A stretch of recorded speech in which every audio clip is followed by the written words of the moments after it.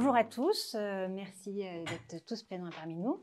Bonjour, donc Ludovic Bustos, bienvenue. Vous êtes vice-président de Grenoble-Alpes Métropole et en charge de la stratégie foncière, de l'urbanisme et du PLUI.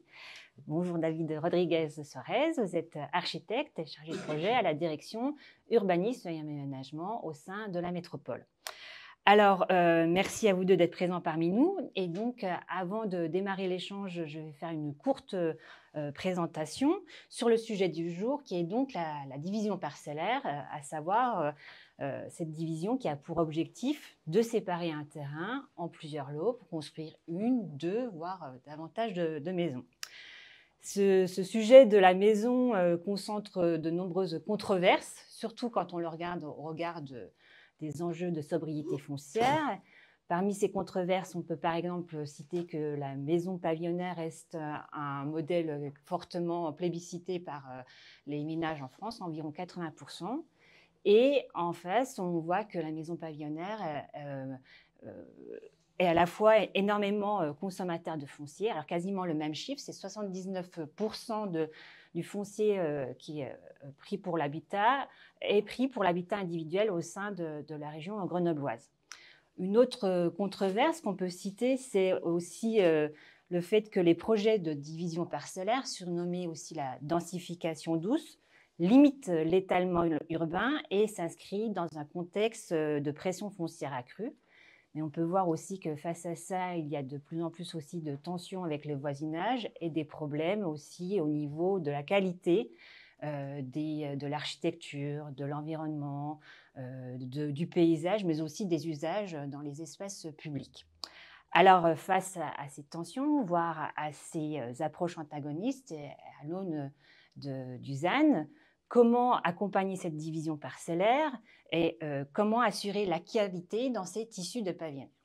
Alors, je ne vais pas aller plus loin, je vais laisser la parole donc aux intervenants et passer donc à la première question.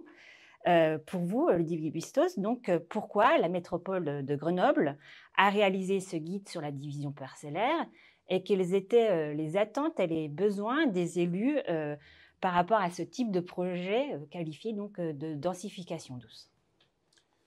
Merci déjà de m'avoir invité, de nous laisser ce temps effectivement pour expliquer la démarche de la métropole avec l'agence aussi sur la division parcellaire.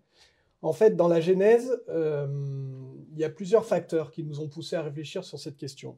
Déjà, premièrement, parce qu'elle est permise par la loi, et donc la loi de 2014, la loi Allure, hein, qui philosophiquement était quand même bien, vous l'avez rappelé, puisque ça permet d'éviter l'étalement urbain, de consommer sur les terres agricoles ou naturelles.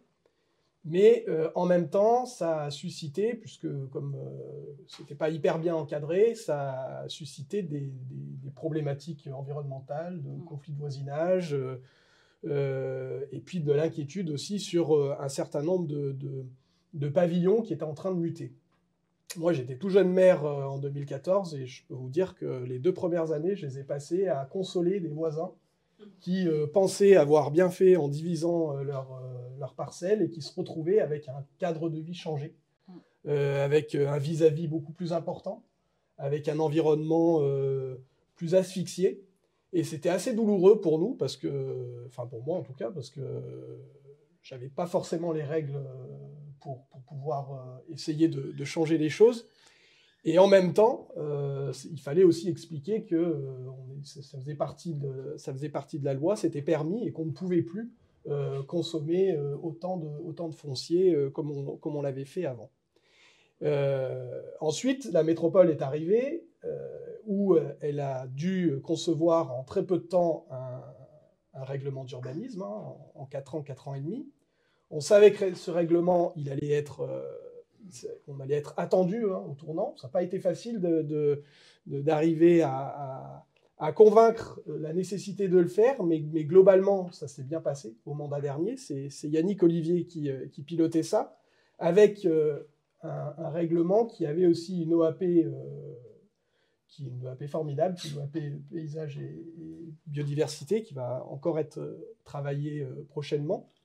Et ça nous a donné donc une légitimité pour pouvoir encadrer les les règlements, les règles d'urbanisme. Mais comme la métropole était jeune, 2015, là on est en 2025, on savait, même si l'outil PLUI est un formidable outil, qu'il allait falloir d'autres outils, d'autres guides, d'autres documents pour clarifier les choses, pour permettre que les projets soient pleinement intégrés.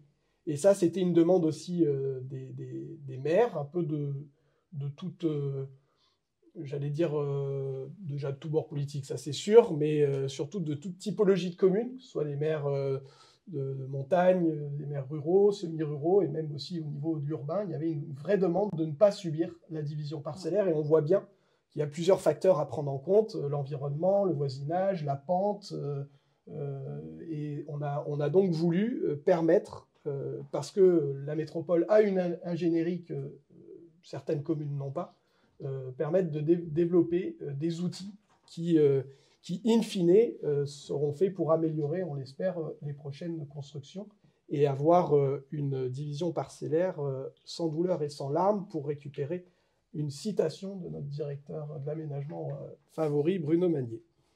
Ce guide est publié. Donc, pouvez-vous nous préciser plus le contenu de ce guide intitulé « Les 5 clés de la division parcellaire » ? Alors, bien sûr, ce guide, finalement, on a souhaité qu'il soit le plus simple possible, le plus communicant possible.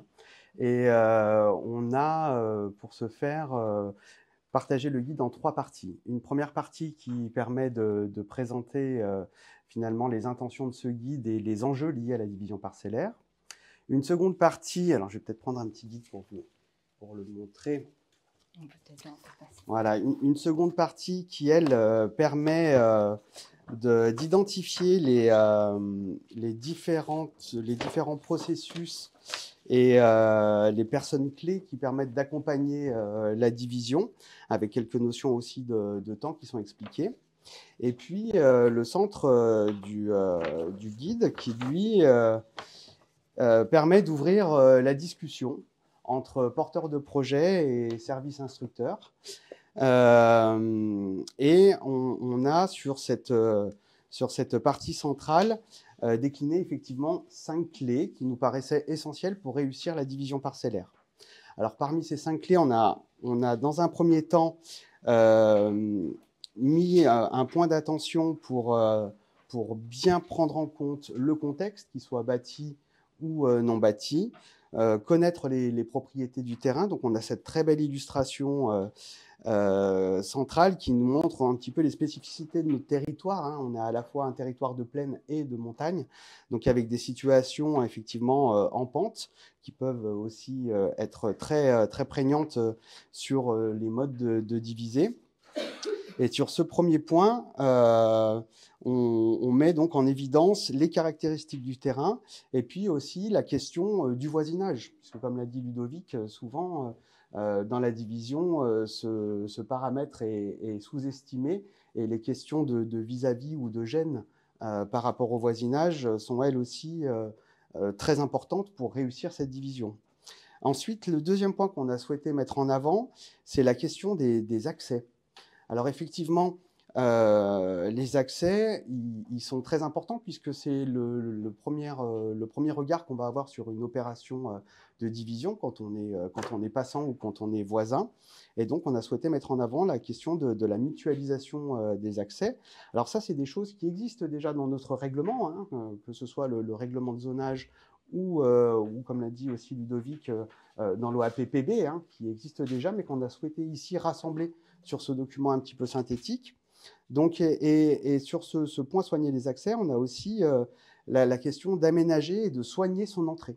Effectivement, ça c'est un point qui est très important puisque souvent on pense à notre logement, au bâti, mais finalement cette question de l'entrée, du dialogue avec le quartier, elle est tout aussi importante pour réussir une belle insertion dans un contexte qui est déjà bâti. Le troisième point, on a souhaité mettre en lumière la question des espaces verts et de l'optimisation finalement du terrain. Donc là, on parle vraiment plus de questions d'implantation. et d'optimisation finalement du foncier, faire en sorte que l'implantation permette de générer des espaces à la fois de pleine terre suffisants et continus, favorables à la biodiversité, mais aussi qui permettent de gérer le mieux possible ces questions d'intimité et d'espace, puisque c'est quand même une des choses les plus recherchées quand on souhaite habiter dans un pavillon, c'est ces espaces extérieurs privatifs. La quatrième clé, pardon, maintenant.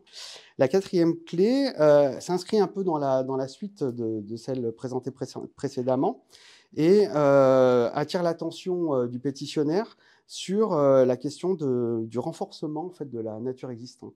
Donc là, on va prendre le temps de regarder le contexte végétal existant et faire en sorte de favoriser en fait, une continuité de ces espaces verts. Et puis, la cinquième clé s'intéresse plus à la question des limites du terrain. Donc là, on va apporter aussi l'attention du pétitionnaire sur le fait d'être attentif aux clôtures qui existent déjà à proximité, de faire en sorte d'imaginer aussi cette phase qui est souvent un petit peu sous-estimée finalement quand on pense à la maison, mais on ne pense pas à ses abords. Et là, donc, de faire en sorte qu'on préserve bien et qu'on renforce finalement l'identité du quartier dans lequel s'inscrit cette division. Merci David pour cette explication de ces 5 clés. Donc maintenant, on voit que le guide est imprimé, il est accessible sur Internet, notamment sur le site de l'agence.